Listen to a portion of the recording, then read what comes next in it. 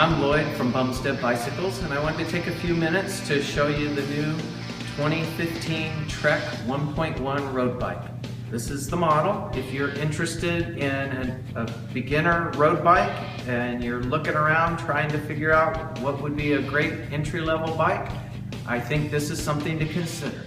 The first thing I'd like to show you about the 1.1 is it is an aluminum frame, but the Trek engineers have taken it a step further than most companies' aluminum frames, and they have done what is called hydroformed tubing.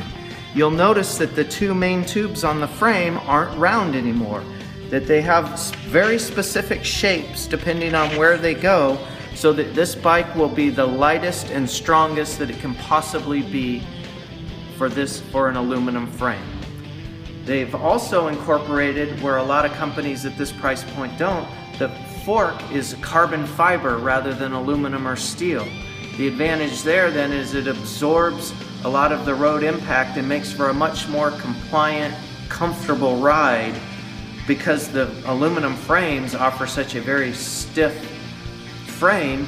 You need something to offset that. So Trek offers their 1.1 with a carbon fiber fork. What I mean by compliant is that it absorbs a lot of the rough roads and the feelings, the jarring that you would get if it had a much stiffer fork that didn't absorb those impacts. The Trek 1.1 comes with the Shimano Claris Drivetrain. By drivetrain, I mean the front and rear derailleurs, chain, and cassette sprockets. Claris is an 8-speed system, so you have a total of 16 gears. Most of the time in road bikes you're going to find, as you read spec or talk to salespeople, they're basically just going to refer to the rear amount of gears versus the total overall. So you will hear them say things like it's 8-speed, 9-speed, 10-speed.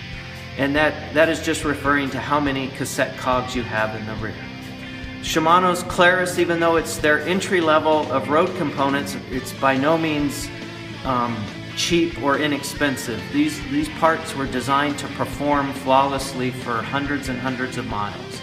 Highly recommended for somebody new to road bike riding because they will shift exceptionally well. The second half of Shimano's drivetrain are their STI shifter brake controls. The nice thing about this component is that besides being your traditional brake lever, it also does all of your shifting. To go into an easier gear, you completely move the whole brake lever, shift back into the harder gears, you shift the small lever behind.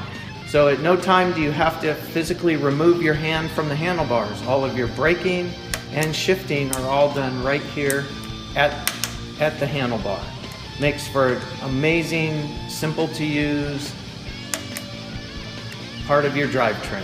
So you can go from braking to shifting all in one motion, never taking your hands off the handlebars. And again, even in the Shimano Claris design, looks and feels like much more expensive controls.